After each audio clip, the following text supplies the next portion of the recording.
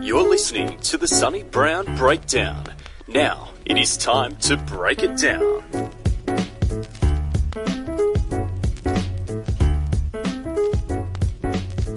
Welcome to episode number 43 of the Sonny Brown Breakdown. I'm your host, Sonny Brown, and in this episode, I talk to Heath Pedigo, founder of Pedigo Submission Fighting, also known as Daisy Fresh.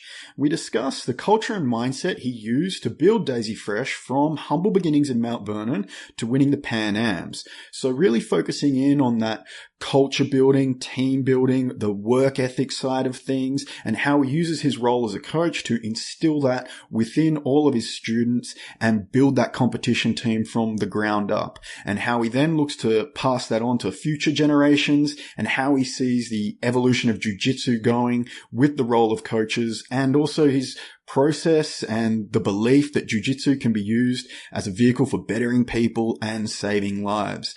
So it's a really fascinating conversation. Obviously, I was thrilled to be able to talk to him. If you've seen the show on Flow Grappling, it's an amazing story of a bunch of different cast of characters that I've found quite compelling while watching. So if you enjoy this episode, please drop a 5-star review on iTunes. Send me any feedback that you might have. The email is sonnybrown@gmail.com. I'm active on Instagram, which is Sonny Brown Breakdown, and I will have a transcript up of this episode on the website, along with plenty of others at sonnybrown.net. And with that, let's go to the podcast. G'day, Heath. How are you today, mate? Good, brother. Thanks for having me on. Sonny Brown Breakdown. I'm humbled. Hey, I'm humbled, mate. Pleasure's all mine. Thank you so much for taking the time out of your day to speak to me, because Daisy Fresh, Pedigo is really on the rise at the moment. Obviously, I'm sure everyone's now familiar with the Flow Grappling series and what you guys have been doing on the competition scene over there. So I kind of just want to start off with just getting into, the recent team victory you had at the Pan Ams, and just what was, I guess, a completion of a 22-year goal, which is kind of the martial arts dream, right? So originally, the goal was kind of, at first, it was the Pan Am. So obviously 20 years ago, that was the gi pan. So it's like, it just kind of got to where I just wanted to be able to compete with, these major organizations. You have gyms like all of them, basically, Checkmat, Atos, and Gracie Baja. It's not anything that they're doing wrong specifically.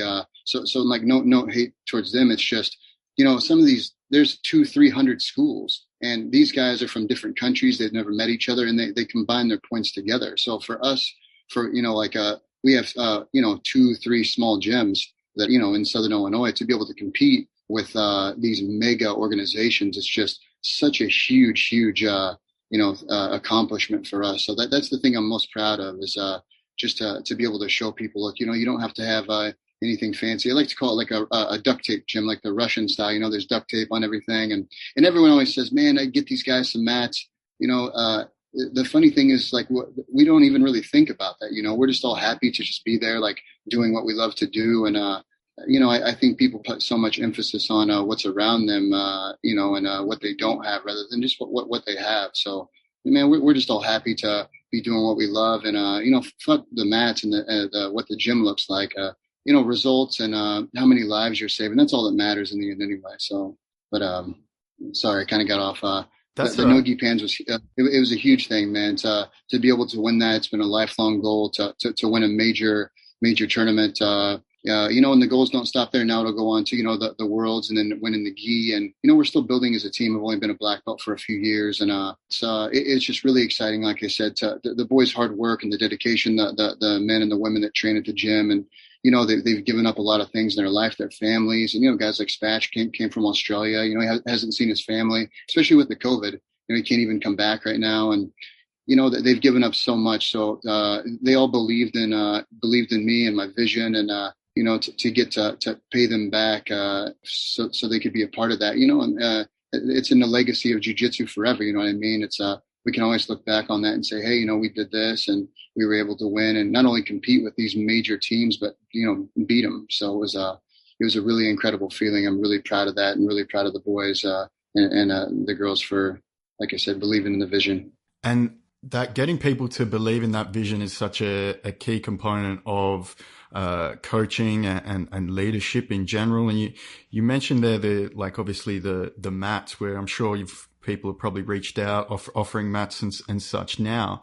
But one thing I've considered is it's better to be in a place with, that's perhaps smaller with, used mats than to be in a room full of people all there together than a gym with the latest new facilities that's, doesn't have many people there. So, sure. How do you consider that plays into account when you've literally got people, leaving their lives and moving to the other side of the world to come join in that environment? So the ultimate goal is obviously we're going to get a bigger place. The Daisy Fresh episode, I don't know if you've seen that yet. It came out 2 days ago. I haven't. So there's something in it that's really neat. So the Midwest is kind of it's a hardworking place. Like I said, the people that are here they're just a little hard. There's a lot of poverty, and they didn't really know how. It would like being in Australia and being over in the suburbs of Perth. You know what I mean? Like the people are just a little harder, and they pulling yourself up from your bootstraps, that doesn't always work for everybody. Some people just don't know how to do that, and so the ultimate goal is obviously to get a bigger gym, because the bigger facility we have, the more people we can help. And we actually have had a couple people reach out about the mats, but I've kind of been trying to wait because, like I said, I'm really trying to get a new facility right now. And I don't look at it like more like soldiers or more students to make money. I just look at it like it's more lives that are being able to be saved. If it's in a bigger gym means more people. I mean, it's just simple. So it's kind of funny. The people they're from all over right now. We have about 20 people that are just sleeping in a parking lot right now that are just coming to train from all over, and it's and they're all from places it's just like maybe that they're no disrespect to anyone's team or their coaches, but maybe they're just not interested in competition, or they don't see what it takes to to be a champion in some of these mega events. I mean, these blue belt kids, like the juvenile blue belts, they're so good, man. It's like that some of them are as good as the black belts were 10 years ago. And that, like I said, that's not a knock on any black belts. It's just the sport evolves, and everyone's just so amazing and incredible. And you have to stay up to, on everything, to keep being able to compete. And, so the ultimate goal is to get a bigger place. I'm actually going to keep the Daisy Fresh, though. It's almost like a jiu-jitsu landmark now. So I'm going to try to use that as like the living barracks, and then, try to get a bigger open space so we can, we're going to take over the high school wrestling program, I think, too. So that'll be really nice. So we can really kind of crack into the local youth. And if you Google what is the most dangerous city in Illinois, Mount Vernon actually comes up. It's a small place. There's only about 15,000 people here. But in the Daisy Fresh show, when they're going by, there's a thing called the Corner Tavern. It shows it on there. A guy got shot and killed 2 nights ago there. It's just like I said, it's just a rough place, and you know what I mean? I want to keep people ask me all the time, why don't you go to California, especially with the show now? You could go to Australia, go anywhere, open up a gym, but I just feel like this place, my roots are here, and I feel like it needs us. I want to pull as many people out as I can before we move along. And people they kind of run out into the world looking for this or that, when sometimes home is where it's at in the first place. So I want to fix everything up there, and then try to move on and get out into the world and help as many people as possible. And the benefits of that kind of culture first attitude, of really the goal being to help people before anything else, can certainly be seen as I was Googling to work out the time zone differences, actually, one of the automated Google search things is, how safe is Mount Vernon? And it's, one of the dangerous places in America. It's, and like I said, not to scare you, if you have kids and you said, hey, Heath, I'm going to come over with the kids, it'd be 100% totally fine. It's kind of all in a small area. All the crimes kind of just, it's actually the neighborhood that I grew up in and went to school in. And, it's like I said, it's just poor. That's basically the way to put it. It's not that it's white or it's black. It's just a poor area. And, when you're young and when you're 14 and, the guy down the road asks a kid to, take this box down the road, and he gives him $400, when he wants to work a job, it's tough for these kids to work for $7 an hour, and bust their ass. They see the easy way so young. It's easy to kind of get caught up in that, and like I said, taking the easy way. And, that's kind of where the respect is handed out in the streets. It's like kind of the guys who are gangbanging and, selling the dope, and they have the fancy shit. It's not the kid who left home and, worked 2 jobs and barely made it by the skin of his teeth. That's kind of not, it's not what's appreciated in our society, So, it's just something that's got to change, but that all goes into the gym culture too. Me thinking about that, it's like, I try to make sure that the youth see that, like jiu-jitsu is on the rise, like everywhere in every country. And the guys are, not only are they making more money, but, they're getting a lot more, platforms to be seen on. And, it's really cool for them, these podcasts and stuff like this. Sometimes that's all kids need, man. They just need somebody to, love them. They're ready to be loyal to anything, whether it be a gang or, this or that, so they're just kind of looking for love, you know what I mean? So a lot of the kids that come in just have never belonged to anything. So when they know and they feel that I truly believe in the passion of what I'm showing and what I'm doing, they're just able to kind of give that love right back. And but you have to be careful. It's important as a leader or a coach or instructor, professor, whatever, all these lives are kind of in your hands. So, opening up a gym, it's for some people, it's just to kind of be the king of their kingdom.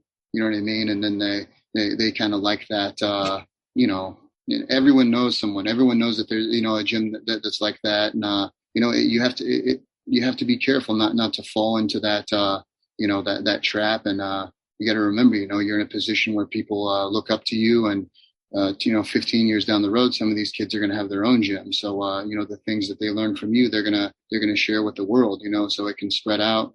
Someone leaves, goes to California, opens up a gym, goes to Australia. They can take your attitude from the last 15 years with them, so you spread that all over the world. So I think it's important to make sure that the environment of your gym and, is, that is good. And you got to remember, people are always watching. So I think it's important, but when people see that you're doing the right thing and they believe in you and they know that you believe in them, man, it's easy. And that's just kind of what we've kind of built here. These guys, they're my friends. I had a guy tell me one time, don't make friends with the students, and I've never looked at it like that. It's like, I probably spend more time doing psychology for the guys, than trying to anyway, to help them out rather than jiu-jitsu stuff. Like the jiu-jitsu just kind of becomes a part of their life, and it's tough. When one of them leaves or something happens, man, it's like losing a best friend. So it's just important to give back without expecting anything. I think that's the way to kind of deal with that, as a leader. Just if you're willing to give everything you have and expect nothing in return, I think that it's a win-win. Yeah, for sure. And that idea of kind of giving yourself to the service of others is, an idea or a mindset that drives a lot of, good work in helping people all around the world. Is that then something that, you started off with, or is that something that you've developed over time? And was it a learning process? It's kind of always been like that. It's, so when before I went and got my belts in jiu-jitsu, we had just done like a no-gi grappling. My brother and I, we learned from VCR tapes in the grass. We trained, and we would basically just take absolutely anyone who was like willing to roll with us. And actually, we did like Vale Tudo stuff at the time. So my brother would just basically just beat the shit out of us and like headbutt us. And this is even pre-Elvis Sinisic submitting Jeremy Horn. This is even before that. So yeah, I know. I got shout out. Yeah, I like it. No, he was one of my favorites.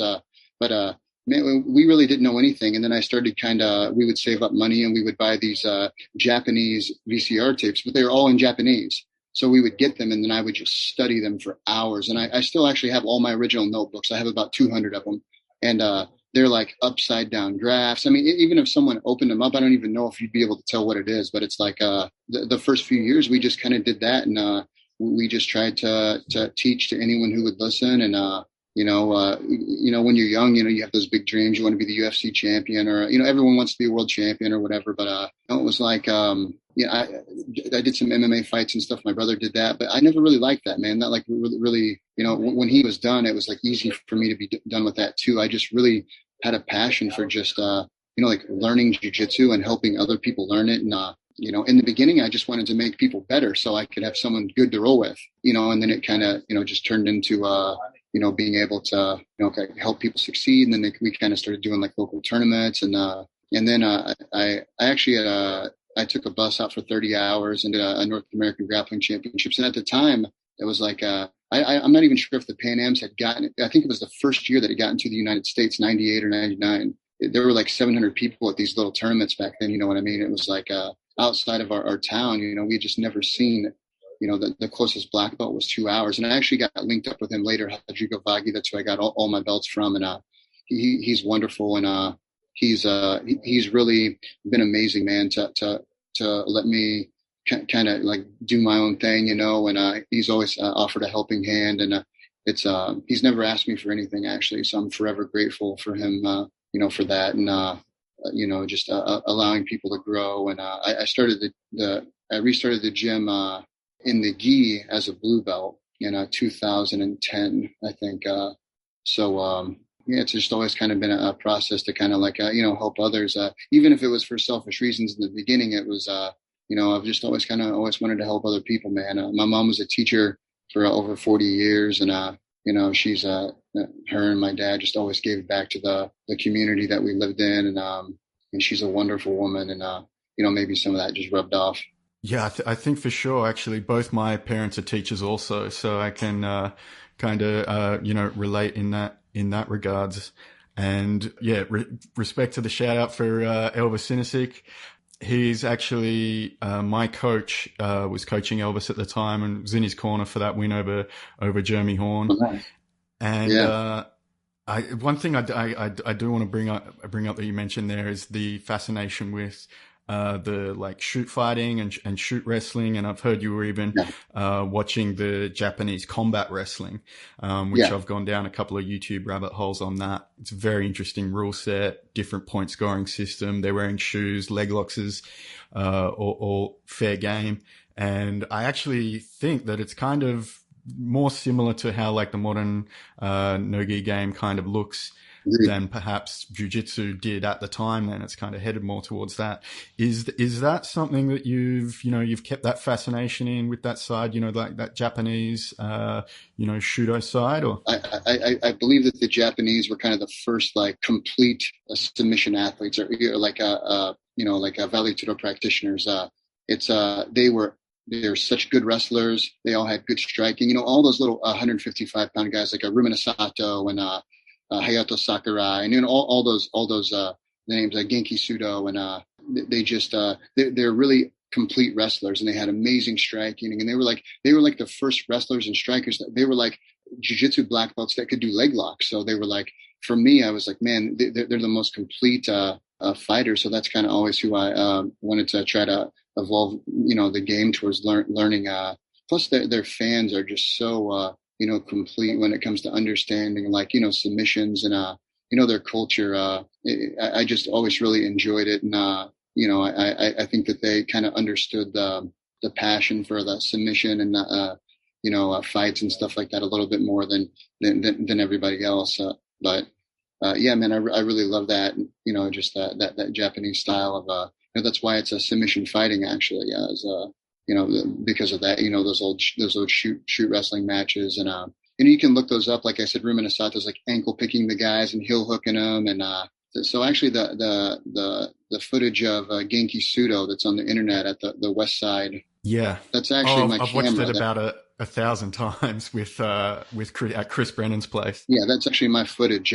Scott Prophet, a friend of mine that was from California, he used my camera. We recorded that, and we were out there, and so it was like I was just kind of like traveling around the world. And I don't know, I was like 16 or 17, and just kind of like trying to get all over the world. And then I'm not sure who got a hold of that, but it got on there, and it's actually Scott Prophet. He was the one that recorded it, like I said, great guy, but. Yeah, man, I love those guys. I still think, I think we kind of caught up to them in a way.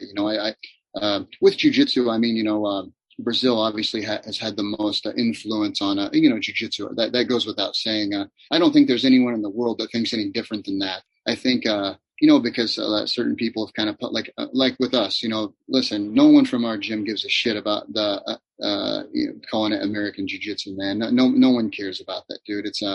Spatch is from Australia. George is from Nicaragua. Alejandro's Uruguay and his parents. Nobody cares, man. It's we just want to be the best at jiu-jitsu in general, and no one wants to take anything away from, especially Brazilians. You know what I mean? It's not like that at all. And I think people kind of look sometimes for kind of a rouge, because you're competing, and it's like it keeps things exciting. But at the end of the day, there's no hate at all at our gym for anybody, man. Just anyone who's like sharing the dream and the art. It's that's all we really care about. It's not it doesn't mean anything, but I think that we kind of evolved and caught up to the Japanese guys when it comes to like the leg lock systems, and I know you guys over there, you guys have two of the best leg lockers in the world, arguably one of the best leg lockers in the world. So I think it's I just think a lot of that's from a lot of Japanese influence, and I was really lucky that I just kind of stumbled on those, and there was just something about them, man, that was really drawing to me. Like I was like 13 or 14, but it was a long time ago. 23 years ago, I bought my first tape, and I actually still have the full VCR collection that I have, a whole trash bag full of them. It's like I still have all those tapes, and I actually go back and watch some of them sometime, and some of the stuff just still applies. Today it's like there's an old MNRA heel hook video, man. I mean, this guy's been ahead of the game for years on the grips and all the stuff, and they're just really incredible, man. It's it just evolves so much, man. It's we're lucky to be a part of it. For sure. And speaking of that evolution, there obviously is, it seems to be a bit of a cultural change going on now that, of course, you are a part of now in a big way, building up, dominant teams in America, and kind of also changing how things have been taught in a way, in terms of now it's far more team orientated with you guys than perhaps, everything, being based around the sole source of information being from the instructor. How do you, how have you seen that develop over time, and where do you kind of see that going? I think, the everything kind of always started, I think there were the instructors that had came to America, and I think that their rule was like their word was just, that was just a rule and the way things were, you know what I mean? Like, so whoever had taught them, that's just kind of the way things were. And, if the instructor was good at cross collar chokes, like all the students would be good at cross collar chokes. Now you can go into a gym and it's like the instructor can be a guard passing machine and have no bottom. He can have 10 students that are like the Cicero Kotze kids, that are berimboloing. And I think with all the things that we have available to us now, like YouTube channels and the like the BJJ fanatic videos, like podcast, and I just it's 2021. I don't really think that there's not really a reason for too many people to be behind if they're truly passionately their life is jiu-jitsu. But that being said, I think it's just important, like I said, as an instructor and like a leader, you don't have to be a black belt to be a leader. I mean, a white belt could open up a gym and he could create killing machines that were amazing. There's more to it than that. You have to make sure these are good people and they're going to give back to life. That doesn't matter to some people, but for me that's important.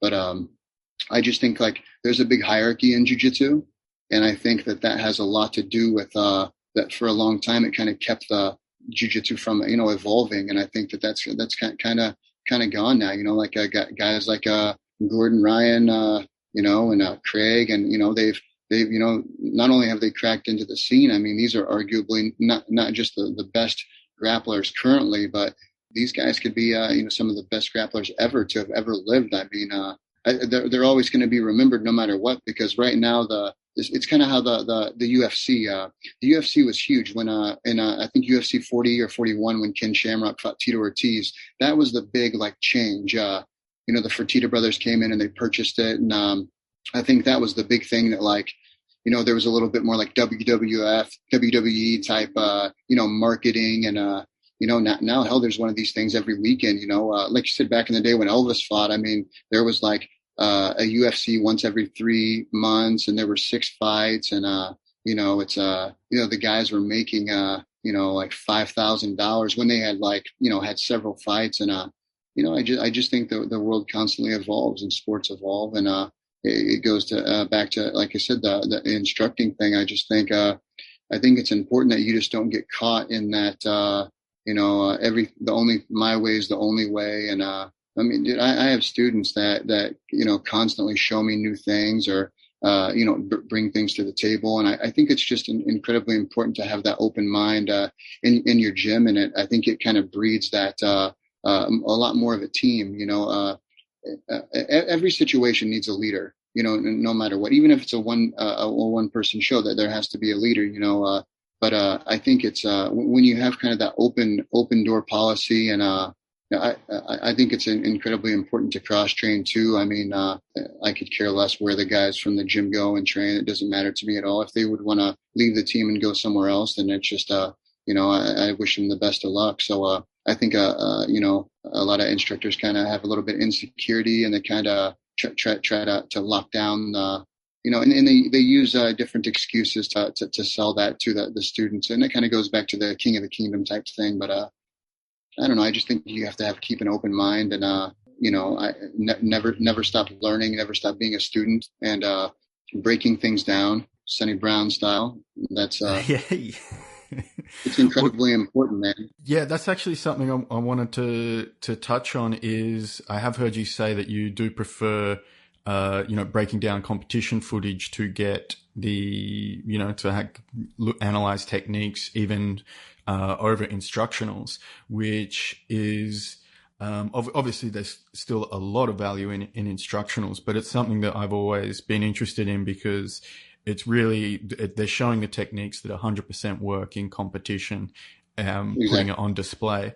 But it's also something that when I was doing it, some people would tell me, you can do that, but you're not going to really, there's still the secret stuff that you're not going to be able to tell from just looking at the footage. What's been your experiences with that? I don't know if I necessarily agree with that. I think that, there's, you could show me 5 times something, and then your friend could show me, and the time that he shows me, that might be the time that I get it. And then you're like, shit, I showed you that 5 years ago. So, you know how it is with just the, learning curves and stuff like that. But, as for the video itself, I actually watch instructionals now because I think they're neat. And I think it's important to, especially if the guys are going to go up against, so if Andrew was going to go against, Sonny Brown, Andrew Wiltsey, I would watch your instructionals because I know that it's your opportunity to make money. You're going to show what you're good at and what you can do. And so I would watch your instructional just so I could see the small things in your setups, the grips that you're going to grab, where you're going to grab, where your feet are, how they're positioned, all that stuff. So that's more kind of why I would use like an instructional, but the actual competition footage, I mean, you nailed it when you said it. This is what they're doing, this is how they're winning, and this is why they are who they are because of competition, not because of what they're showing inside their gym. So I think like breaking that down and and I'm like the old school, like pause, back up, pause, back up, pause, back up, and I think almost everything starts with like the grips is one of the most important things for, like the gi, such a small, adjustment on a grip can be the difference between so many different things. It's just, and there's so many small things like that. I just think you have to take the time to really dig in and, want to learn rather than just say, hey man, I'm just going to watch footage. I think that like I said, I think you have to really dig in and, to break this stuff down. And, I think you also need goals with, what you're breaking down. Am I breaking it down just so I know Sonny's game, or am I breaking it down so I can give Sonny a beating, or am I breaking it down because I want to, get his knowledge and be good at what he's good at? So I think having, an end goal with what you're doing is very important too, and it doesn't, the book doesn't kind of, stay wide open like that. It's like, there's an end game for exactly why you're doing it. So, I kind of try to like write it all out in my mind first and then break it down and say, okay, here it is. This is what we're going to do with it now. So, no one really has any excuses anymore, man, with like being that you can get on flow and, you can literally watch anybody's matches, and not just flow, YouTube in general. And, there can be a small, I watched a small, jiu-jitsu, tournament from Australia a couple of years back with, Spachi. And it was like, there were like, 80 people there, but, I break that all down just the same. You know what I mean? It's, you find an instructor, if you are going to go against a guy, say you're a blue belt or a purple belt, and you're going to go against a guy and you've looked up the names like everybody does, you get on there and say, okay, man, I'm hoping I don't have this guy the first round, and then you can't find anything. And then you looked on Facebook, you looked on Instagram, and one of the things that you can do is, you can find the people that train with them, and then you can start to notice the visibly the similarities that the people have in, like I said, grabbing, pulling guard, taking down, what resting, even like breaking points. You can see in jiu-jitsu players, like when they really break, man. And, a lot of the teams, man, believe it or not, they kind of, they all kind of break and gas out on that same level. And, it's just, I just think there's a whole lot that, and I think it's extremely, underappreciated and underestimated, a thing that, a lot of coaches don't do. And, part of the reason is, what are you going to get for it? You know what I mean? It's, it's your time, it's time with your kids. And, I always look, as an instructor, I do look at it as work. The whole, if you love your job, it's never work. That's bullshit, I think, because, it is work. You know what I mean? It's, I look at it like this. There's a factory in our town. It employs about a third of our 15,000 residents. About 5,000 people work there. These guys put in 10 hours a day. They bust their ass, man. I have a lot of these guys at the gym. I don't think it's fair for me to run the jiu-jitsu gym and not be putting in the same amount of work as them. So and instead of saying, I'm a coach and, I coach for 2 hours in the morning and 2 at night. What about the other 6 hours? We're lucky, we can go and pick the kids up from school, and we can, spend time with, your girl and, all that stuff. But those extra hours, I think it's extremely important to not get lost and get lazy and, use that time. And, just think about those guys, that are working, always kind of compare yourself to that and ask yourself, are you putting in the extra time to build and learn? And, it's important not to waste it. Time's the most valuable thing of all. So it's, I always try to look at it like that, and make sure that I'm always using all of it as much as I can, and, not having to work a lot, not using that as a cop out. You know what I mean? I think that's something too that is, beneficial that, not that I'm not saying other people don't do it, but, I just think a lot more people could probably do that and benefit from it. Yeah, I mean, that's a really, solid way of looking at, taking the, maybe a blue collar work ethic and then applying it to the coaching profession, which is obviously what you've done, and what you're doing successfully. And then I think part of that, work ethic is that what you've built in the gym is that ability to, it seems like anyway, as I'm watching it, is push people, to their breaking points, and, everyone going hard rounds all the time in the gym. And one thing I wanted to bring up, which I heard you mention, kind of how it relates to culture as well, is I heard you say that when, like a new white belt comes into the gym and maybe they're going, their energy's maybe a bit frantic, or they're a bit wild.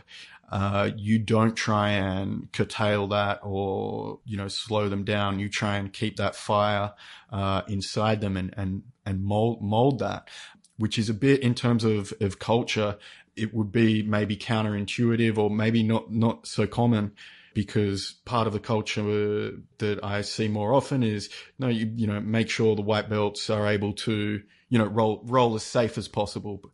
Try and calm them down. But it seems like you take the opposite approach. So, within reason, of course, it's like, I said that on the show your roll thing. And then, I actually I don't look at any internet stuff at all. So I don't have any idea. So if someone said, fuck Heath's mama, I would only know if the boys like showed me, I'm extremely lucky. I don't care, as long as it's, so that being said, within reason. I mean, obviously, if some fucking nut comes in and he's slamming people down, I mean, you're going to tell him not to do that. But I think that it's important to control their elbows and knees, of course, so they don't bust everybody's heads open, obviously. But why take that fire away from somebody, because they want to go hard? I mean, I have several masters guys. We have a 70-year-old guy. Not everybody at the gym is, we train hard. You know what I mean? It's hot. It's 100 degrees in there right now. But there are groups in our gym where, the guys go, they have to work on Monday. They're not interested in winning the worlds. It's not just a team of people who are going to rip each other's heads off. We actually have an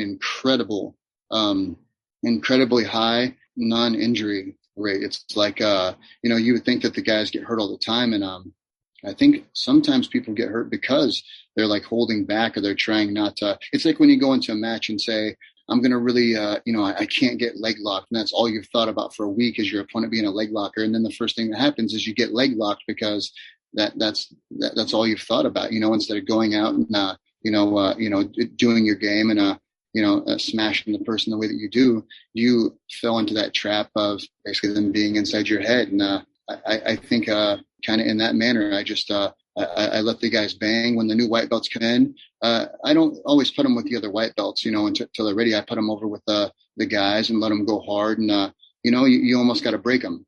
That's kind of how I look at it.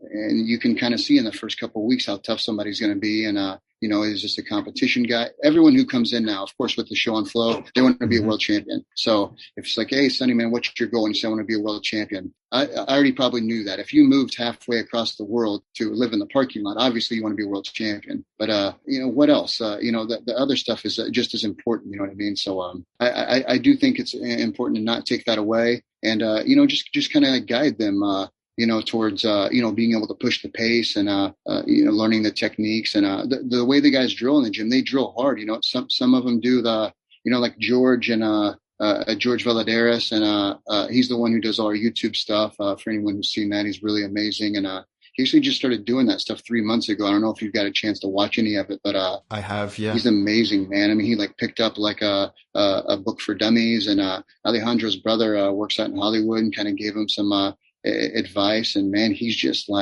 incredible. I mean, he's so amazing, and we're so lucky to have him to get to share all that, the information and what's going on with, just everybody in the world. And, but George and Batch, they, sometimes they'll spend 10 or 12 hours a day. Not everybody has the availability to be able to do that, sometimes guys got to get it in when they come in. And, I just think it's I think it counters a lot of stuff we say. I think a lot of instructors might kind of tell people to slow down because maybe they don't want to go at that rate. And, it's one thing if, like I said, the guys, it's your job to control the room as the leader. You know what I mean? So when people say this, when I say, hey, a new white belt comes in, there's not 7 white belts out there throwing each other down. And, it's not like that. I mean, you know how it is. Anybody who's making these comments for the most part probably isn't a black belt. They probably never ran a gym. And, but I think, I think you got to put them in. I think you got to see what they're made of, how hard they're going to be able to push if they're going to come back. And, once they're broken and then, you knock them down, you got to build them back up. And I think immediately stripping them of their physical attributes the second they came in. I mean, I don't really agree with that. I mean, I think technically, things are important, obviously, but, there's a lot of listen, at a certain level, everyone's amazing, man. At the adult purple belt worlds, I mean, these guys are fucking incredible, man. I mean, they're so good. The guys who lose in the first round now could have been the champion. You know what I mean? It's and something for everybody out there too. Always remember, nothing that means anything comes easily. 50% of people at every single tournament lose the first round. You have to always remember that. So half of everyone loses their first match that signs up. If 2,000 people sign up, 1,000 people will lose their first match. So that's half of everyone, no matter what, every time.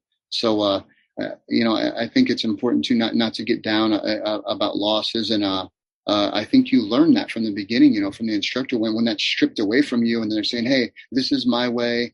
This is the way that you're going to do it. You're going too hard, or, you want to slow these guys down. Listen, everyone, you can talk all this shit you want, but I'm on this show right now because we just won, the biggest no-gi team tournament title, in the last 2 years, partly because of COVID, but, it was the biggest one, and we showed up, and I just think that there's something to be said to not strip everything away from something. If a kid comes in, he's had a rough life and he goes hard, I try to build off of that. Like I said, of course you have to make things safe. That shit goes without being said. It's like someone saying, "Oh, I love my kids. They come first." Shit. You know what I mean? You don't have to say that. That goes without saying. It's of course I make it safe, but I just don't think it's necessary to, like I said, strip all the attributes and say, okay, now jiu-jitsu is for the meek and the little guys. I don't even know who said that in the first place, but it's it's like size does matter. You know what I mean? It's like so. It's I just think it's important to have a good a good mix of everybody's got a little animalistic instinct in them. Everybody's a little wild, and I think it's to compete and win. I think for a lot of people that's it has a lot to do with it. When you get out there and you're both the same technically, being mean and being tough, it does go a long way sometimes. I mean, watch any college wrestling match. I mean, these guys are tough. They're banging on each other, and if you've ever wrestled in college, you'd see like the rooms are brutal. These jiu-jitsu guys that are commenting on how rough things are, they'd pass out if they saw a D1 college wrestling. I mean, these guys are basically fighting. You know what I mean? In there, they're slapping each other's heads and getting it in, and like those guys at Australian top team you guys got there, man, those guys are all buff, man. There's like 50 guys that look like supermodels in there. I'm sure when they're training there, they're banging over there. It's just, I just think it's something that kind of got lost in the translation of, if you want to do it as a hobbyist and a self-defense thing, then that's cool. I don't look down on anybody who supports jiu-jitsu, and I don't think you have to compete to give back or be a part of it or be amazing. But for the ones that do, I mean, you got to let them do what they do. And if you don't like rowing hard and going with the new guys because you're afraid that you're going to get tapped out in front of everybody, there's a corner, a gym down the road, you can go to, and that's just kind of how I've always looked at it. I mean, every day I show up, I get my guard passed by white belts. Maybe it's because I suck. I try. It's tough, actually. But yeah, it's just.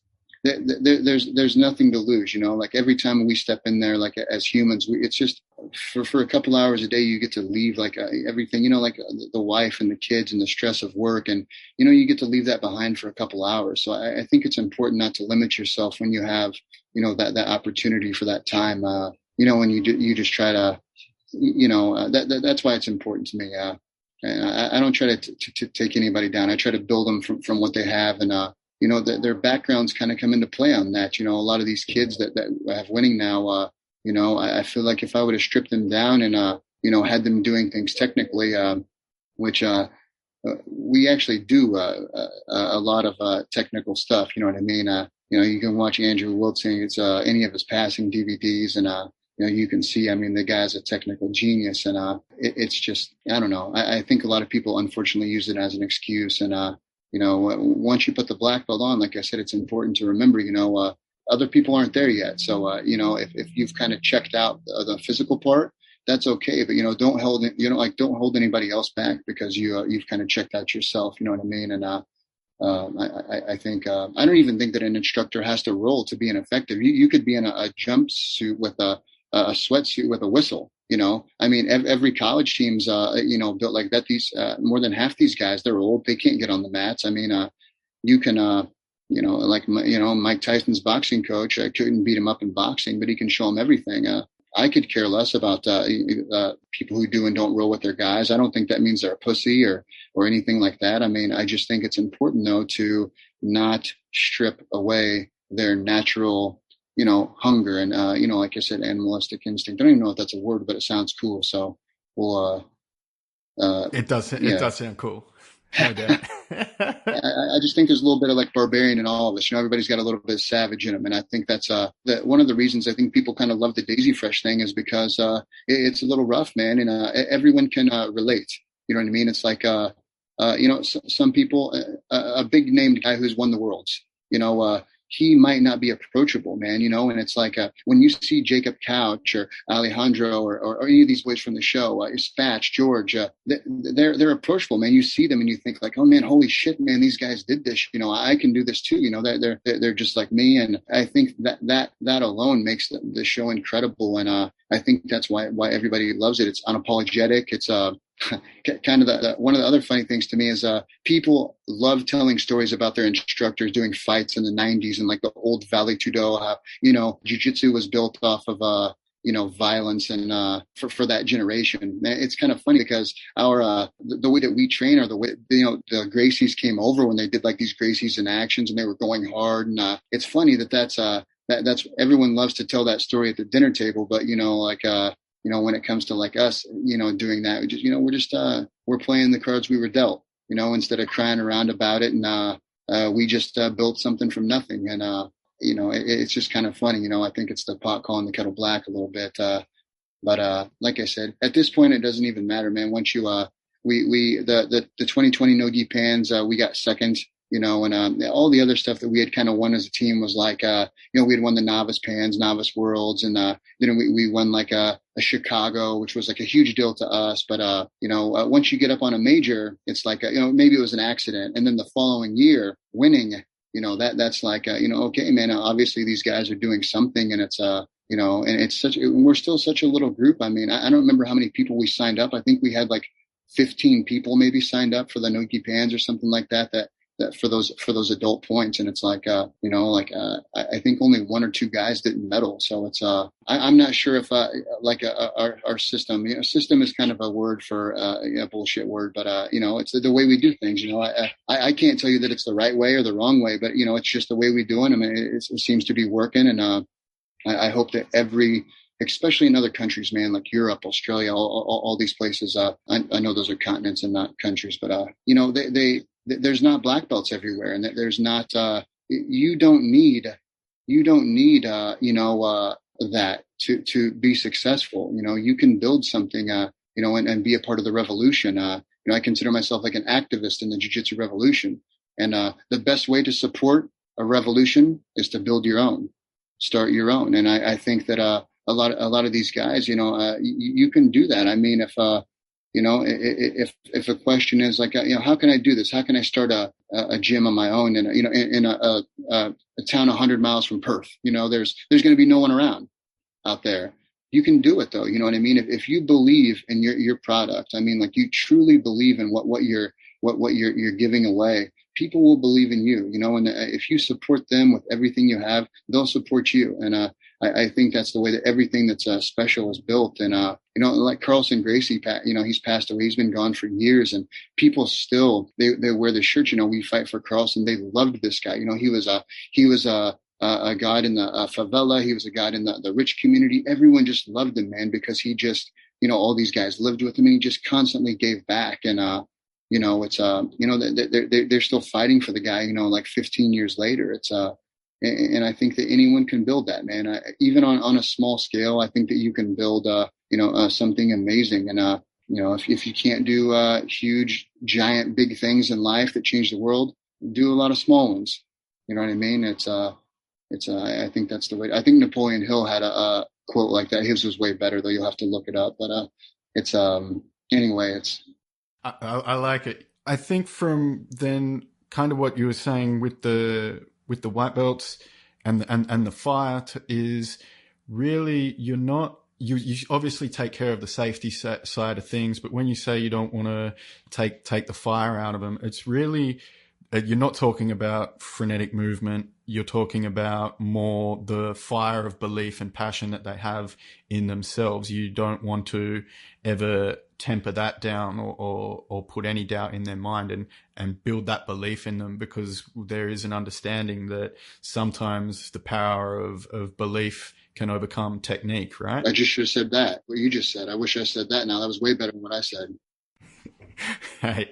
No doubt that for sure. Oh, sorry, I was going to say, but you guys I look at what's going on over there and I mean, I look at it and I think man, you guys are the ones, you're doing it. You guys are still doing it. It does kind of have that vibe of like, wow, these guys are out there just going for it. And you do have that belief built in a culture there. Like I said, going back to that culture thing, I just think it all starts from the top, like you can go into a gym basketball team.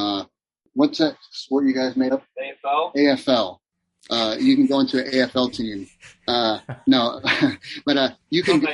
You guys made it up so you could be the best. One of the oldest sports in the world. All right. Anyway, just kidding. No, I'm just saying you can go into a jiu-jitsu gym and you can almost feel like, I think the leader he sets the tone a little bit, and you can kind of tell, man, if this guy's an asshole, like sometimes the guys are going to be assholes, it's like, and people will kind of get that, that was kind of a big thing a few years ago. It's kind of chilled out a lot now because, it's like now people blast your ass on the internet now if, like you're a jerk to your students or, you treat people like shit, that kind of was something that people could do before and get away with. But, I just think it always kind of starts, you got to build the foundation and, the leader is he's the most important part of the foundation. And, if, like I said, if the guy's ass, sometimes the people, will be ass, if they're cunty, then, the rest of them will be cunty. And if you're amazing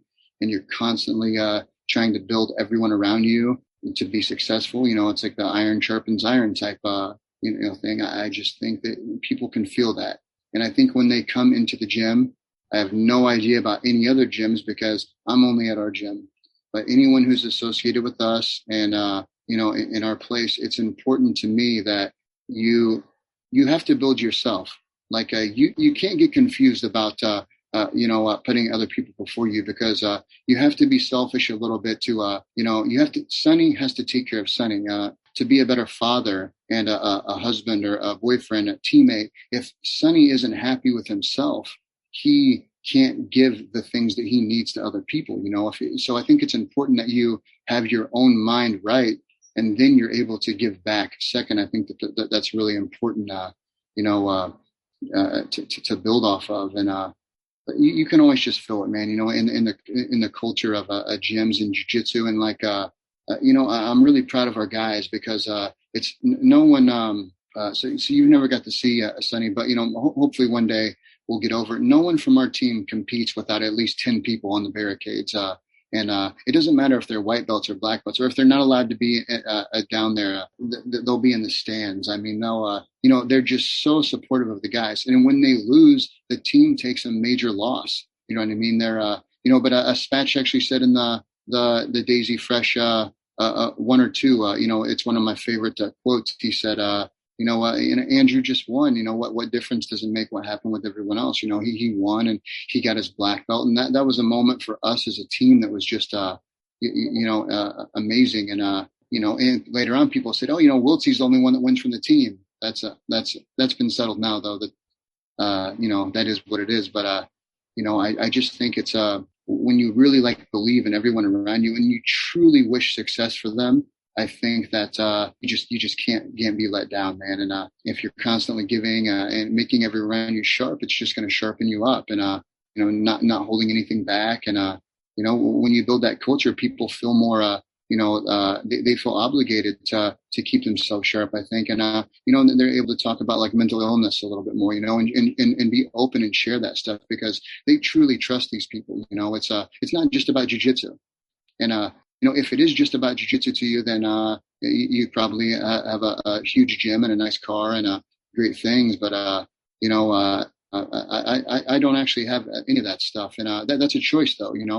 The platform that Flow's given us, I could have 500 students move to the city, and but like I said, fuck $1 million when you can leave a legacy. I mean, it's about being able to change lives and help people, and you never know how much time you got. You can wake up tomorrow and they tell you, hey, you got the stage 4 cancer. That's that. You got 30 days. So it's important that every day, I think that you build something that'll, keep going when you're gone, and just to know that you were a part of something that's bigger than you. And I think all that's incredibly important. And when you create that type of culture in your gym, I mean, it's just so much, there's so much more than winning. And in jiu-jitsu when it comes to that. And I think when everyone starts to do that, that's when you're really going to see a change in the evolution of jiu-jitsu, man. I think, when teams aren't about just like one person, one great person, and and everyone's just giving, and everyone thinks that they do this, it's hard to look in the mirror and believe that, you're not that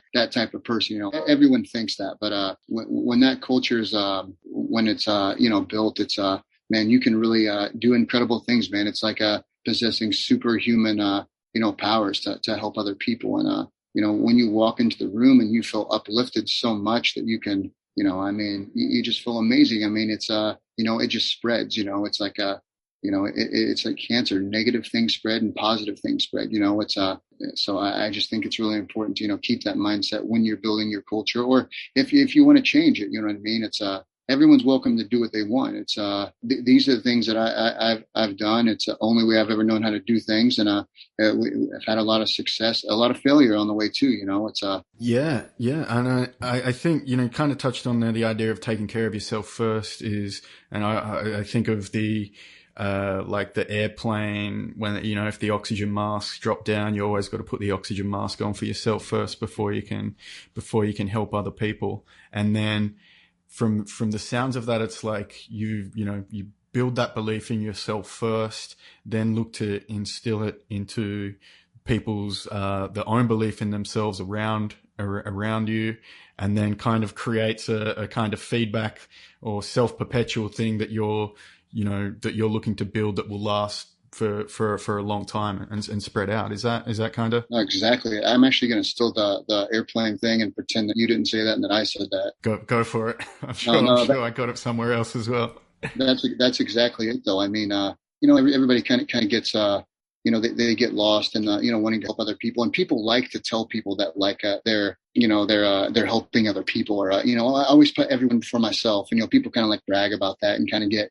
But, at the end of the day, it's important that, you're healthy and, mentally. And because like I said, at a certain point, you might do that now, but what about in 2 years? Things are a lot more important than, today and tomorrow. You kind of got to think about the future. And, it's just so important to work on yourself, to get to where you can help everyone else. And, if you can combine those two things, be healthy, be able to help everyone, and expect nothing back. It's funny, you get the most when you expect the least. It's like when you're chasing after a significant other, and they're just kind of not interested, and you're like, fuck it. And then the next thing you know, not only her, you got 4 more calling you too. You know what I mean? It's like, when you stop chasing and you just start living. And I think that's just the way to create the culture. And I think it's a really positive one. I'm really proud of ours too. When people come and visit, they always say like, hey, the gym's just like on the show and everybody's so tough, but everyone's so helpful, and everyone's so cool. And it's a little intimidating, to come in. And we have so many visitors, Sonny, like people from other countries. And the one that's really got me lately is people are stopping by in the nighttime and they're taking pictures with the sign, but they don't come in and train. And then like I said, we're really lucky. We're at a crossroads, like 2 main interstates crossing our town, and everything's so cheap here. It's like you can rent a house here for $600. So it's like, and that sounds better than Sydney. You're tempting me to listen. If you can ever come over, if you ever get to where you can come over, you come over and do a little thing on the gym. You stay with us. We'll it'll be great. But yeah, it's just that's part of the reason, like I said earlier too, why I like being from a small place, and it gives me the availability to help more people, and it's a little cheaper, and we gotta do it the hard way sometimes. We got to put 15 people in a Suburban that holds only 8 people and drive down, and but things are getting better. We were just able to get a van, and and people ask, do we get anything from the Flow series? So it's a 2-part answer. We don't get any money from them directly. However, they gave us the platform to share our story, and that is worth everything. So what Flow, I'm forever grateful to them, and Michael Sears and Simone Khan, who does the show. They just to keep believing in the boys, and keep sharing the story. And it's, I just think it's touched so many people, and it's, I mean, we've gotten literally thousands of messages about, just positive messages. And the only negative message we get is fuck American Jiu-Jitsu, which, we collect those, and we're going to make a video on those. It's going to be fun, but, it's really funny too. Cause like I said, we don't even give a shit about that, but, I get the most messages about it. Yeah, actually, Spatch gets the most messages about him, and he's Australian, so it's like indirectly they go to him. And we're going to make a cross out American and Australian Jiu-Jitsu. We're going to make that a shirt, actually, I think. But so I've actually never made a shirt before, ever. So people always ask about apparel and merchandise. And what do you kids call it? Merch? Yeah, merch. So it's we're actually working on our first shirt right now. So I'm kind of like that, but we've never had one actually. If there's any out there, like someone else has made them, or something like that. So it's really humbling to have all the people, especially from the other countries. Man, I keep saying that, but I just feel like in parts of Australia and Europe, and I think a lot of these places, a lot of the South American countries, I think they're kind of where I was 20 years ago. It's you're limited, and sometimes you just can't get over to, the black belts, or, maybe you're not in the position with family, or, whatever it is. I don't know. It's, I mean, fuck, you guys did the same thing. You're a black belt. You made this happen. Peter, what's the Peter guy's name over there? He's like the godfather. Peter Debin, maybe? Debin. Yep. He's probably the first black belt over that way, right? John Will. John Will was, they said the Dirty Dozen, but there's a, yeah. So it's I mean, and that's even a newer. I mean, are there 100 black belts in Australia? I'd say so, yeah. About 100. Just guessing. And hell, 10 years ago, I think in America, it's that's when it just first started coming. If you were a purple belt back in the day, you were a super badass. If you were American dude, and you had one of those, it's you knew somebody. You know what I mean? It's you're. So it's growing in all the places, and I love to be able to talk with people and help them, like I said, these small gyms and these garage gyms. And, some people have been paying these giant association fees, and business is business. It is what it is. But it's just so nice to be able to, to feel like you're helping people and get those messages, and, them say that made them get back into jiu-jitsu or whatever it may be. It's really amazing. And, it's because guys like you that have these shows, and you share everything with everybody. So that's, it's incredibly important. So. Oh, thank you. And I mean, I'm sure the merch will be a big seller, no doubt. I think it'll be, that you could be people, wearing a Daisy Fresh shirt and, at other gyms, and they'll be asking them, why are you wearing that Daisy Fresh shirt, guys? I'll be really proud. I see them sometimes, and like I said, I just think it's a relatable thing. I think everyone kind of relates to it in a way that, man, these guys are approachable. They're just normal, hardworking dudes from wherever, and anyone can do it. It's that's what jiu-jitsu is supposed to be about anyway. It's not supposed to be about hierarchy, or it's not supposed to be about one certain set or group of people being the best or monopolizing anything. That's why, like I said, the jiu-jitsu revolution is important, man, to make everyone see and understand that anyone can do anything, and that everyone has that capability, just with passion and love, and teamwork. You can build anything, and I think. That's like I said, that's what the revolution's about. And a big part that I'm really picking up in that revolution that you're mentioning is certainly that team aspect. Even when you mention how college wrestling coaches, are on the sideline with the tracksuit and the whistle, which is kind of, heresy in Brazilian Jiu-Jitsu. And perhaps, there's good benefits to that, or good, there's reasons in that, it keeps the art not being, falsified, but it is at the stage where that could certainly be part of the next evolution, where you have the team, that team atmosphere, you have specialist, coaches, perhaps you have that kind of model that's used in other sports. Is that kind of part of what you're heading towards? I think it's important. Let me say, I think it's important for someone who has, maybe we'll get to the point when someone who's never done jiu-jitsu would be able to teach jiu-jitsu. Maybe I don't know. Probably not in my lifetime. But when I say that, I just mean you get a guy that's in his late 30s, late 40s. People don't realize some of these. I've been training for almost 30 years already. You know what I mean? And it's like, it takes toll on you after a while. And I get into a group with Andrew Lotzi and his brother and George and Jacob Couch. And I mean, at the end of that, about that time next month, I'd be ready to go again, like physically. So it's what I mean by being able to coach on the side is, obviously, I'm just saying, I don't think it's you have to be out there rolling every single time to get that respect from the guys. I think that if you're able to build something with them that's like my guys could tap me all the time, and they wouldn't lose any respect for me because they could tap me out. I mean that doesn't mean shit. I've actually never even thought, it's never even crossed my mind that they would think any less of or. There's times that, I busted my knee open a couple months ago. I wasn't able to train for 2 months, and I got big and fat one time, and I never felt like the guys had any less respect because I wasn't training, because I'm still there. I'm grinding it out with them. I'm sleeping on the mats with these guys, and what it doesn't go away. You know what I mean? It's so I think as long as your team isn't getting watered down, and with our belts that we give out, we've kept it pretty simple. I have the guys win the Pans of the Worlds, and then they get the next belt. Some people obviously can't do that. There's hobbyists, and and some people say, "Hey, man, that's sandbagging."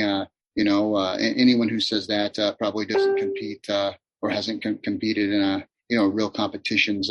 When the guys lose, it's not a big deal, But when their guys lose, oh man, this guy's been sandbagged. So I don't think anyone is ever. Would accuse us of watering anything down, but it's I think it's important to just be connected with the students, and that's kind of what I mean by that.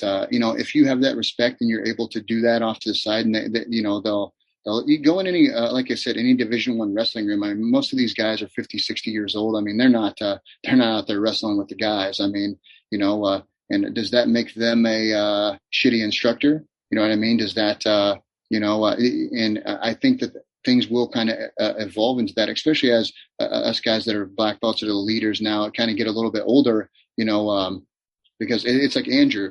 There's things that Andrew could show you that I couldn't. Like I show him a move, and I show him the entire passing system. He shows me back the entire passing system plus everything that he's done to it just from me showing it to him. I mean, I think that him and Gordon and these guys, I think that they are very special, like mentally, the way that they see things and break things down. And I think that their brains just work a little bit different, and it's different than mine anyway.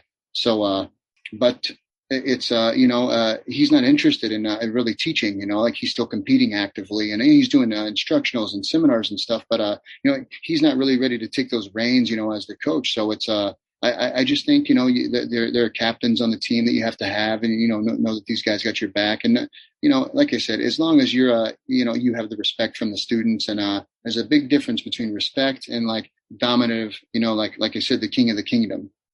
Some of these guys, they haven't rolled with the students in 10 years, and then they get mad when the students leave, and, they show, shit, and then, results are all that matter in the end anyway, right? I mean, if a team's pumping out constant champions, I mean, who am I to, be judgmental towards their system? I would actually want to know everything about it.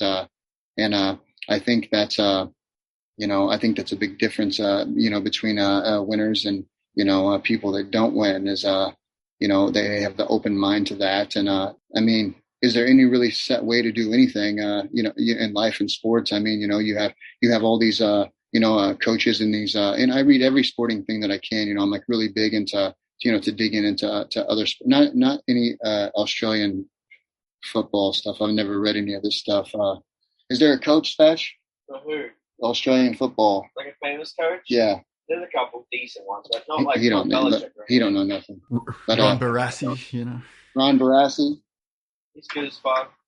Oh, the American guys think you said Ronda Rousey, but anyway, no.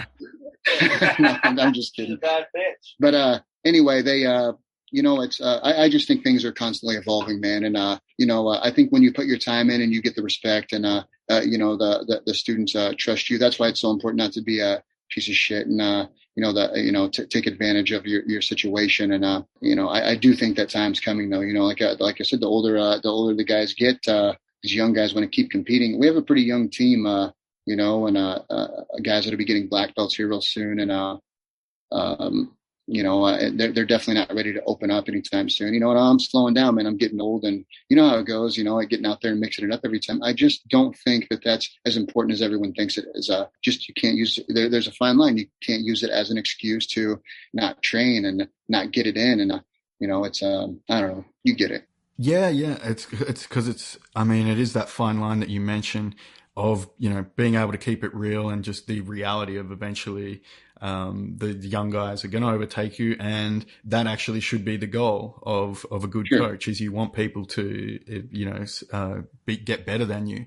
That's like the, in martial arts and in general, that's the perfect sensei creates the student that can defeat him and show others how, that's like the oldest thing, so yeah.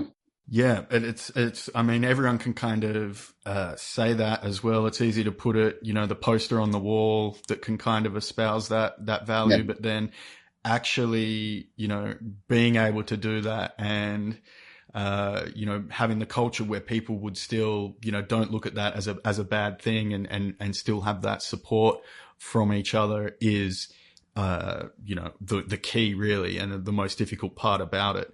And that takes the work, and that takes, potentially a toll in being able to put that into place. So what, was there any significant challenges or times, things that you had to overcome while building that, that kind of culture? Yeah, for sure. So, just until there was a time when we had won a team trophy and they wouldn't allow me to accept. We got second at a no-gi pans one time with two guys. That's a true story. There was Marcelo Garcia's team had won everything, and the other 17 divisions were won by individuals. And so from different teams. So it just worked out perfectly. And I wasn't allowed to get the trophy. And it happened again in Atlanta. Finally, they let me on the podium. Actually, one of the Gracie Baja guys just said, man, let the dude on there. You know what I mean? It's like the next week, though, there were two kids, 8-year-olds that were up there, and they were holding it. And, I had guys competing, and rules are rules. I get it. I understand it. And I'm okay with that. If everyone's following the rules, I'm cool with that. But, it was tough to be in the stands yelling from 40 feet away when I have students that are in the finals of the open worlds, you know what I mean, in the gi and, at blue and purple. And it's, just things like that. I mean, there would be, I could see people down in the girlfriends and just people down. And you want to make the coaching area only black belts? I'm all for that. I get it, and I can appreciate that. But I wish the rules were all applied the same to everyone. And then that's been a long time ago now. I think things have really shaped up, and I think they've, fixed a lot, and it's gotten much better. But, there's been a lot of shit talk about our team over the years. You know what I mean? Especially when the before the Daisy Fresh thing came out, we were kind of on the scene, and we've always been a little bit rowdy. It's they're boys that are, they're from 17 to, or even younger than that, to 25 that like I said, they're just young, and they're full of it, and they're ready to go. So it's like we kind of started making some statements. We just didn't really have the numbers to win anything. We would take 10 guys and win 12 gold medals, and then we couldn't we just didn't have the numbers. But now that things have grown, it's there's always a pushback in anything, you know what I mean? But in the last year, everyone has been extremely kind. When we won the no-gi pans, I actually really felt like that almost every coach from even the major teams, some of them wouldn't get on the podium with me. They had other people get up there because they didn't want to be up there. But it is what it is. Hey, we take our L's like champs. I get 4 and 3rd. I get up there. If we don't get a medal, it is what it is. But for the most part, though, I mean, everyone was really they were really supportive, man. And they really went out of their way to and I think that they're starting to see, it's not about American or Australian or Brazilian. It's not about that. It's just about jiu-jitsu, man, and saving people and and growing our sport. In 100 years from now, can you imagine how big this is going to be, looking back on things and seeing like, man, what it's important for me for like Pedigo Submission Fighting to not turn into one of these giant organizations. Not that there's anything wrong with these things. It's just, I see some of these coaches sometimes, and I always have a list. So you can catch me at any tournament. I'll have a big giant list and coach every person we got, and we're running around the entire time. And it's some of these guys, they'll go and coach guys in the finals, and they've never met these guys before. You know what I mean? It's like they're from that, they close out divisions with people that they've never met. Dante Leon, when we were in his finals, it was in one of the Daisy Fresh. This is the black belt, no-gi black belt world championships.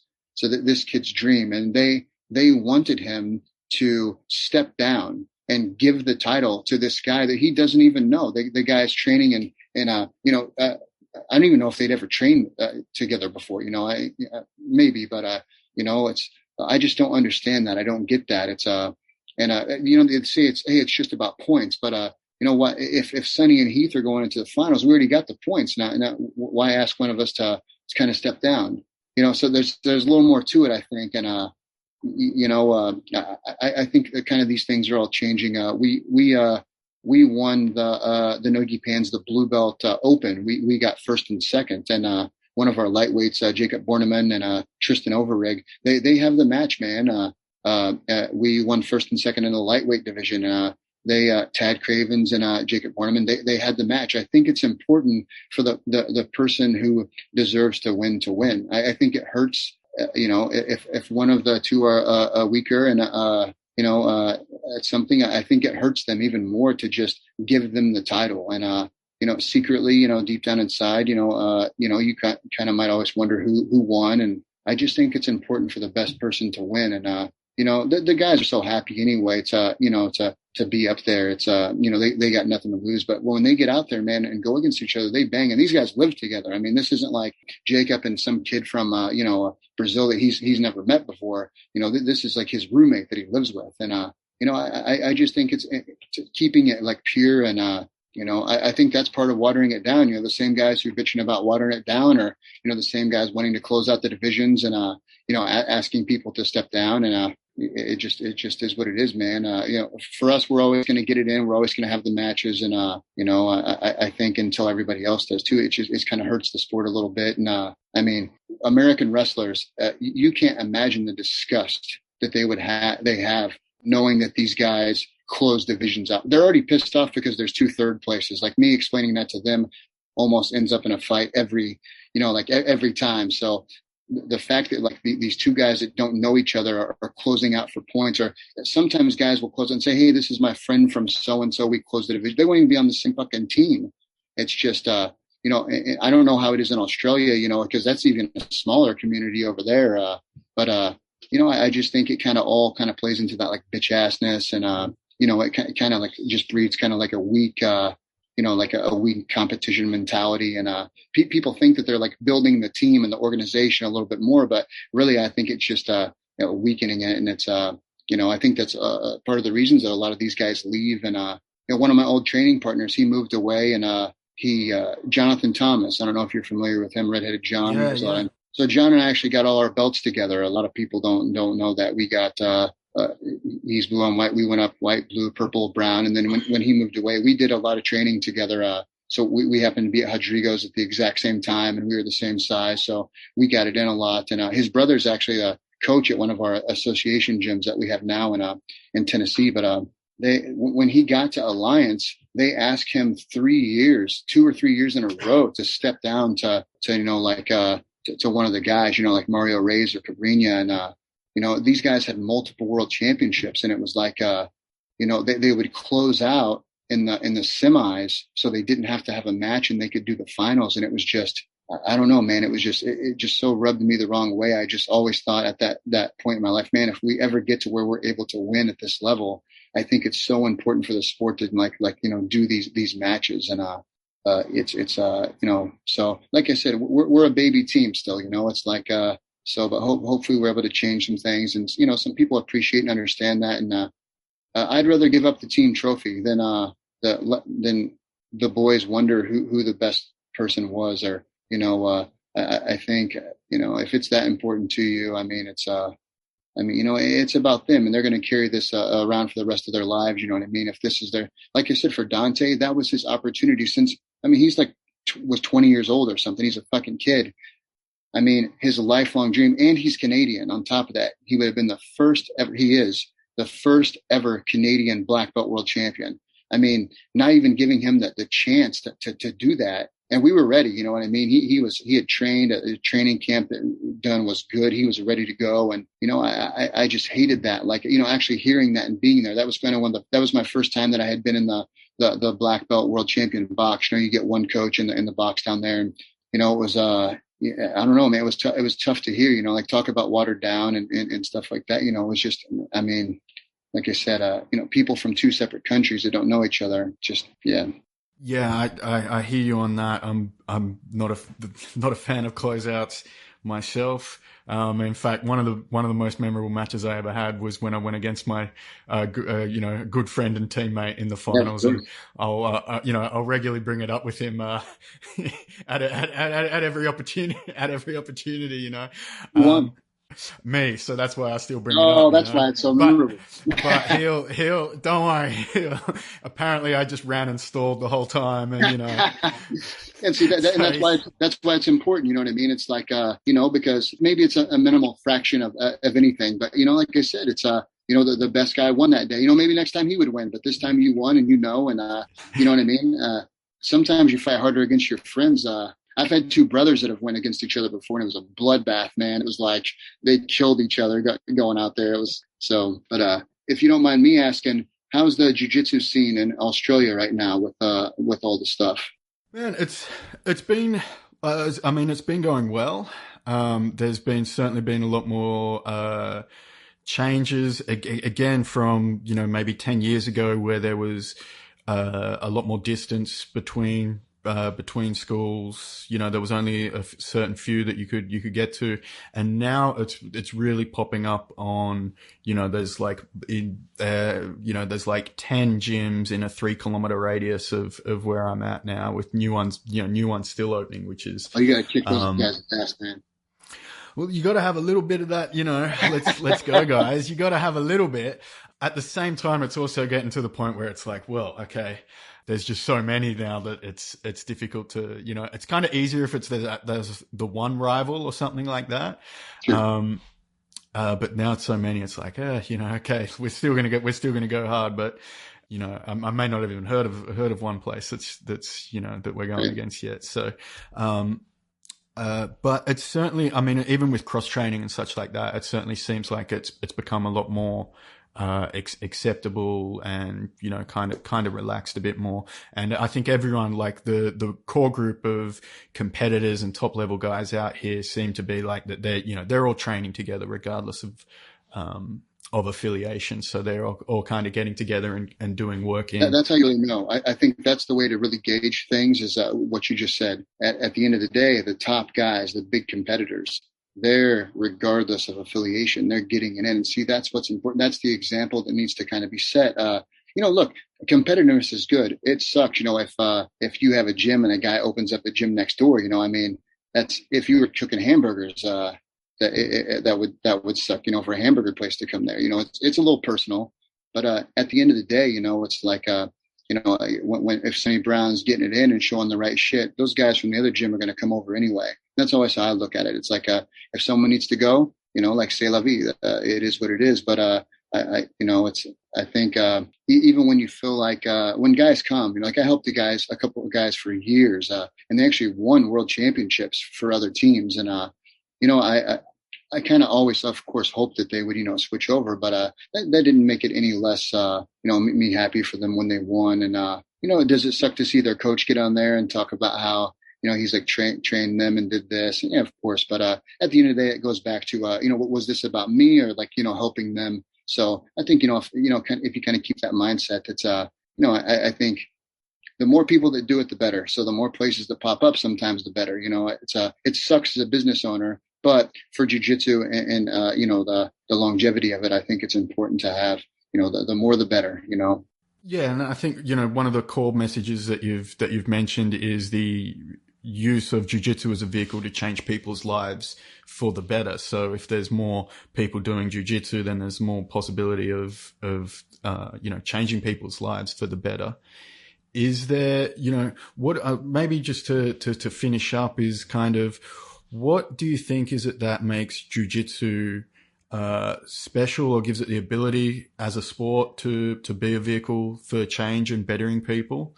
Or is it something that you think you could do through anything? Is it just the belief in yourself? Of course, no matter what you're doing, you have to believe in yourself. I can't really speak on too much stuff because jiu-jitsu is really all that I've ever done. The reason that I think jiu-jitsu is, an amazing vehicle for that is because it doesn't lie.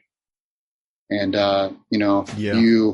you have to be honest with yourself, because deep down inside if you're, you're fibbing, or if you haven't been working hard, or you're cheating on your diet, or you're not taking the time to, to get better or make people around you better, it tells the truth always. And,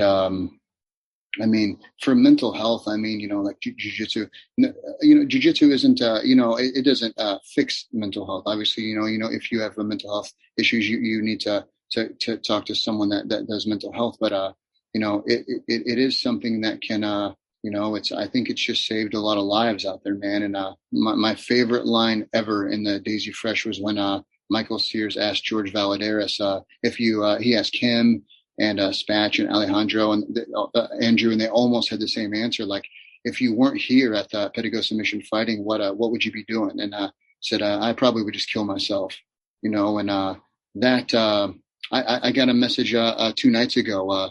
A guy had sent me and just said, I have a disease. I drink and I'm killing myself. Can you help me?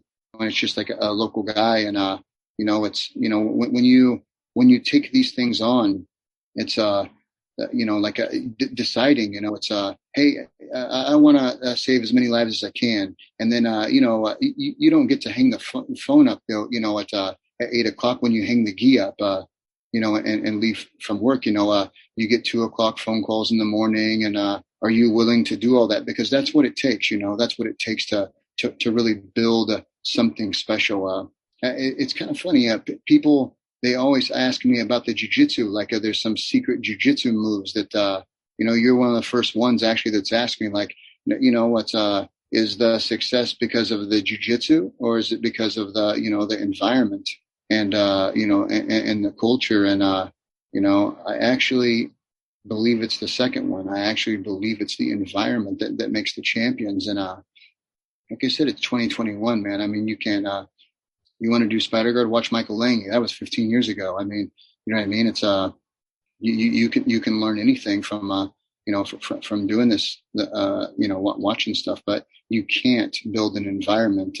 You have to do that, you have to do that, and the people around you have to do that. And I think a lot goes into it, and I think that everyone wants to talk about, feeling like they do that. Remember the King of the Kingdom thing, and if you're a black belt that's out there, not judging you or anyone that's listening, but ask yourself that: is this so you can be the boss, or is it because you truly want to save lives? Are you willing to miss your son and daughter's, AFL junior meets, basketball games, and are you willing to get up at 2 a.m. to bail someone out of jail? Are you willing to, and if you're not, that's cool, that's fine. But I think it takes these things, when a guy's wife leaves him and he has nothing, he has jiu-jitsu and the people that are there. That's what makes this so special, man. And our gym is just made up of so many of those that, we have more non-competitors than we have competitors. It's kind of like a surprise to people. In that little Daisy Fresh room, we have about 50 to 60 people every single night in there, plus the visitors that come. And, probably half are competitors and the other half they're competing, but not for medals. They're competing for their life. Which to me is even way more delicate and important than, winning 100 world championships. I mean, the medals and trophies are just that. At the end of the day, they're just possessions. But, if you have the opportunity to save these people's lives, and everyone out there that's a leader and that runs a gym, or even if you're just a student that, you can step up, man, and you can really help people, it is a full-time job though, just from while I was talking, you have about 500 unanswered text messages, man. They just build up, and it's sometimes you fall behind, and that starts to put a lot of stress on you too, and that kind of goes back into, you have to make sure that you're all right too. And I think you can get lost when you're like really trying to build something. I kind of got off subject on it there. It's just it's so important, I think, to really be doing everything that's necessary. If you want results, I just think that it takes that. The jiu-jitsu is just a minimal part of winning. The environment is everything. If you're an Australian Football League player that you play on the shittiest team, and you do that for 5 years, I think if you go and play on the best team for 5 years, no matter what anyone says, your game is going to be elevated by the people around you, the coaches. And it might not be just the skill. It might be the coaching. It might be the environment. It might be like a positive impact that they have. But it's not secret strength conditioning and deep de la Riva sweep that nobody knows. It's not that. It's just so many things that factor into that. And I think people could spend a little bit more time building that environment for the students than just the jiu-jitsu itself. You know what I mean? But no, hats off to anyone who does that. Like I said, it's totally cool for anyone to do anything they want. It's not a knock on anyone. It's just it's the only way I know how to do things. And like I said, it's a full-time job, man. But at the end of the day, jiu-jitsu was all I knew. And this is the way that I can leave something behind and feel like I truly tried to change and better the world. And it may be in another life, I can it can be in something else, but it's jiu-jitsu now, and that's all I've done since I was 12 years old. My brother opened up the gym and him and I did in 1997. So I was 13, 14, and we immediately started, we were able to rent our first place, and he moved into it, and it was right uptown on the square. And we had 2 students for 1 year. And one of them is a black belt now. He runs a gym for us out in Los Angeles area, but Derek Featherston. But, it's just, it takes time, like I said, anything worth anything, it takes incredible feats and a failure and, just the time to put into it. So that's what I've done, because I don't know if I didn't do this, I don't know what else I would do. I guess work at the factory or, whatever. And that just wasn't enough for me, man. I just wanted to reach as many people as possible. And, jiu-jitsu gave me that opportunity to, especially now, I feel like actually I change the world, even if it's just one of these boys, if they were truly going to kill themselves or, hurt someone else or, just being there for them. And, the price it's $50 a month right now to train at our gym, $50. And you can live there for $50. That's American dollars, not AUD.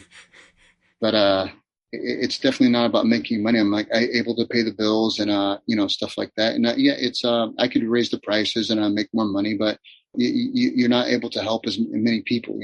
When we get a bigger gym, I have to charge more money, obviously, but, it's still just going to be about, helping people. And, I think that, winning is just a byproduct of that in the environment. To answer the question, I think the environment is so important. And the mental aspect of this is, when you watch especially at the lower belts, man, like, the purples and, the purples and the blue, purple, brown, sometimes it just comes down to who's tougher, it's like the who's got the most heart and who wants to win the most, they're all so good, but, and you can see this. And I think that so much mental, like when the AOJ guys are incredible at, building confident jiu-jitsu guys.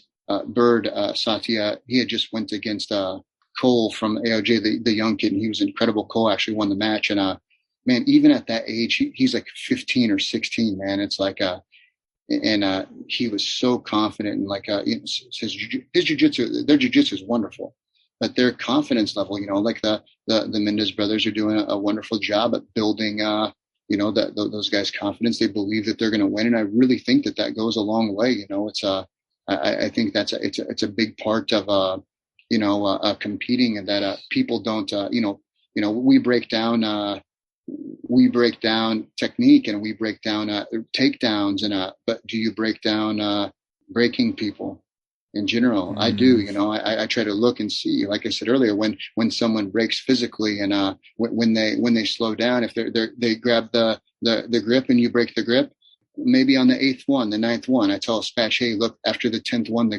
guy's not going to reach anymore. He's going to reach down. And I think these are things that kind of go unnoticed. And like there's just so much mental into it. At a certain level, everyone, for the most part, there's obviously standouts. There's the Buchachas and the Gordon Ryans and the Spatchy Brookses, and there's these guys out there. But for the most part, normal guys, that in the semis and the finals, these guys are going to be pretty equal in technique. So what's it going to come down to? Is it going to come down to jiu-jitsu, or is it going to come down to mental toughness and mat awareness and preparation? I think these are things that are all vital into becoming a champion. If you're one of those guys out, if you're like Sonny Brown, you can just maul the fucking guys. That's great, but I'm not. You know what I mean? So I have to, I have to look into more things than that, and I think the boys have really benefited from that, and I think that hopefully when they open their own gyms and they're able to kind of pass that down, and they're willing to do that work, and build the environment. You know what I mean? When you build the environment, it's like the Field of Dreams. I had a Brazilian guy that kept telling me at these IBJJF tournaments, if you build it, they will come. But I didn't know that's what he was saying in Portuguese. And then a girl that was walking by told me, do you know what he's saying? I said, no. And that's what he was saying from the movie. So he was like being supportive of the show, which is really cool. And I actually bought the DVD. Next time I see it, I'm going to give it to him, keep it in my bag. But, it's I do believe that, man. I think it's really about the environment as much as the jiu-jitsu itself. And I think that if you're not as good at jiu-jitsu as a lot of people, that you can make up for that in a lot of different ways. Sometimes guys just aren't technicians. You know what I mean? It's look, Sonny Brown has the physical attributes that he has. That's the way it is. Even if you get juiced up out of your mind. Not much. No, me either. I hear you. But you have hair at least. That's for sure. But you have what you have. Some people have more. I have a kid, a Jacob Borneman kid. He just walked on a college wrestling team. He's never wrestled. They gave him a full ride. So it's like one of the greatest accomplishments as a teammate and coach. He was able to walk a full ride on that team at a college to wrestle. He's never wrestled. He just learned how to wrestle in the gym doing jiu-jitsu. And now that he's able to be on that team, and, that was really incredible. And the kid's physically just a monster, man. If, and then, I have other guys that just aren't that way, and they have to take the mental route, and do that. Andrew Wiltsey's a lot like that. Anyone who knows now, that guy's a giant dork. You know what I mean? He's like into like this weird, like wizard, Lord of the Rings type stuff. And I don't even know what the hell he likes, but he like reads books, and he is physically an animal, but I mean, he takes the time, to learn the things like a hand placement, feet placement, and, a hip positioning, and, all this stuff, like where is his knee on the knee slice, is it slicing out? Is it slicing down? What's the angle? What's the percentage of misses the first try? And he knows all this stuff. It's all completely broken down. And, whether anyone wants to admit it or not, this shit does matter. I mean, there's a level that it does matter at. And, like I said, some people can slide by and keep doing it. But I think at some point it's like the NBA, the basketball in America. In the 1960s, 6'10" guy was the best guy. Now the shooting guards are 6'10", now now they weigh 280 pounds. They have muscles, they have conditioning coaches, and, there's more to it than just, the basics of, playing basketball. It's, there's a lot more to it that goes into it. And I think that you'll kind of see that slowly turn, as jiu-jitsu gets more popular in other places. I think places like Australia and Europe and small places, like South America, Mexico, all these places. I think they're going to make up for what they miss in technique by these things, and being able to replace a technique that they haven't been able to get with like I said, toughness, or just like the physics of winning a match, basically. Yeah, I hear you on that, and I mean, I think that kind of wraps things together, where it is that change in jiu-jitsu of perhaps shifting to that team culture, team sport, more atmosphere, then requiring the that belief and team leadership that instills the belief in everyone around you, not just in the leader but in themselves as well, and then that belief potentially having the ability to overcome techniques, but then also recognizing that it's not just putting that camaraderie in a mission statement or value statement that's on the wall. There is a big sacrifice that comes along with going down that route, right? Yeah, for sure. And like I said, don't let me. I'm not saying that ever.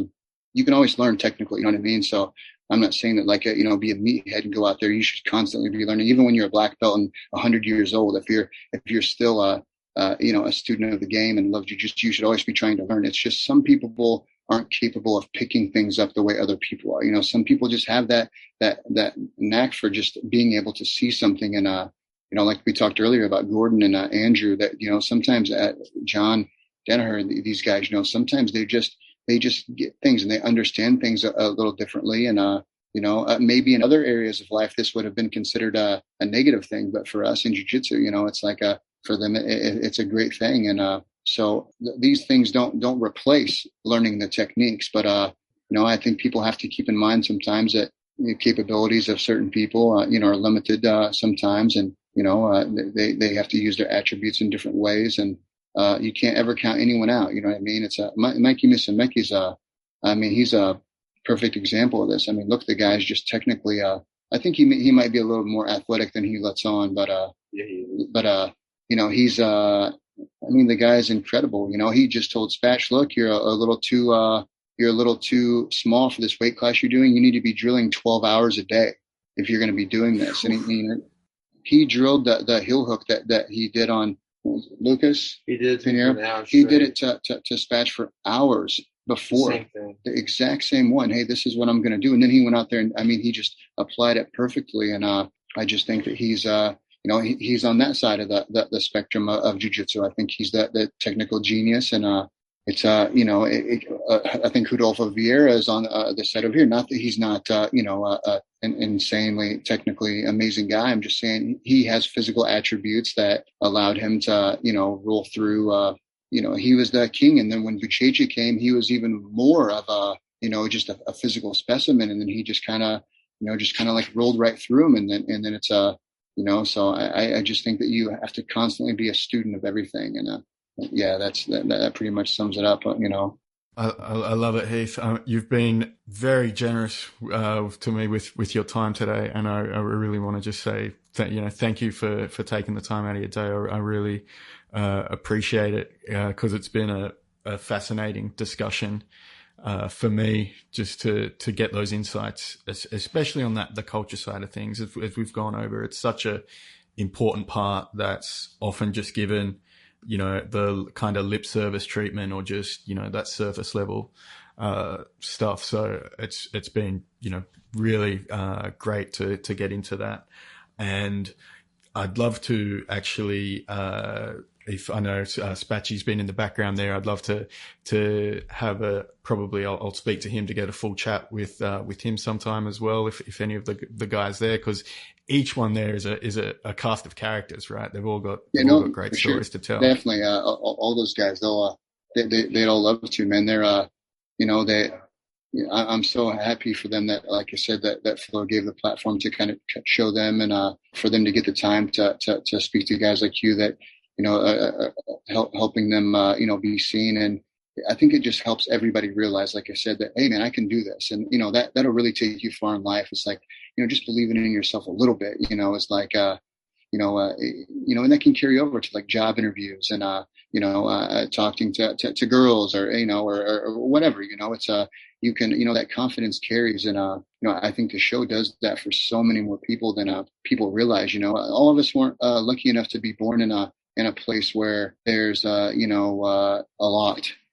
And, I think that's really what this has done is just, people see it, if you can't be a part of it, build it yourself, and, it's not always the route that's the easiest one, but it was the correct one for me. And, even if you're a part of something now, you can still build, and you can change and you can make things happen. And, for everybody out there, it's important, if you're a leader, just remember you're responsible for, not just the students that you have, but their students and people down the line and, their kids and, these people really look up to you. So I think it's important to, always remember that. And, you really believe in whatever it is that you're trying to sell, and, if you do, and, you're passionate about that, I think that results are, they're endless on what the capabilities of what you're able to do are. So, but, all these boys, man, anyone that they're all down and I'd love to have them on. They'd love to be on there. So you just let them know and we'll hammer it out, brother. Amazing. Definitely want to make that happen. But yeah, it really is the power of belief that's kicking ass as well. So it's good to see. Yeah. No doubt. George, like I said, he just started with the Pedigo Submission Fighting YouTube thing, and a lot of the videos that he put on there, man, they're the reason that we put those out there is it's actually for that, man. It's like the comments on there are so good from the Daisy Fresh thing. It's like we wanted to just kind of keep sharing the story, and it's like everyone's kind of able to talk to the boys and see that it's possible, man. It really makes me excited just thinking about it, and checking those videos out on there. And that's not like a plug either. It's just they're really motivational, man, and they can really give hope to, like I said, small places and the countries that are just behind because of where you are. It's like Australia's jiu-jitsu is not behind. It's just it's limited because of what I mean. It's because of that. Everything catches up though. You know what I mean? It's like some of the best guys in the world, are Australian guys, and I think that everything comes around, and it just takes time. And it's like you said, there's more than 100 black belts there. 10 years ago, there were like probably 6. You know what I mean? So it's like it's just everything grows, and over time, it's really exciting to think about what all this will be like in 50 years. Like when I'm long gone, and it's really neat to think about. And, I'm really happy that, even if I had the tiniest part in being a part of the foundation for that, like I said, in that revolution, man, that makes me really happy. And, all this is worth it just for that. I love it. It's, no doubt you will. And, the story is still being written, as we speak. So I'm sure there's plenty more chapters to add on to what's going to come in the years ahead. No doubt. Heath, thanks so much for your time, mate. I really appreciate it again. You guys are inspiring, watching from over here. And I just want to say thanks a lot. And hopefully I'll talk to the other guys and we could do it again in the future. Good, Sonny. Thanks for having me on. And like everything you do, I mean, I know it's your free time that you use to do it. And a lot of people always kind of look at it like guys are trying to self-promote themselves and make things, but, they don't realize that, like I've watched a lot of your stuff, and, I get a lot of people that ask to do these things. And, I do like one every few months usually, but I just try to pick the ones where I know that people are like passionately just, they want to make people in jiu-jitsu better, man. And, I know that you do that, and, just thank you for that. And it's like, I'm humbled, to be on your show with all the great people you've had. And I really look forward to coming over to Australia and me and the guys. And like I said, I don't really do seminars like just me. I want to have all the boys too, that they're a part of everything that's been built. So we like to come over. So maybe here in the next year or two, we'll get over, and maybe we'll get to cruise by your spot and check it out. They're 100%. Really wild, just so you know. They're really wild, man. They're just fair warning. So.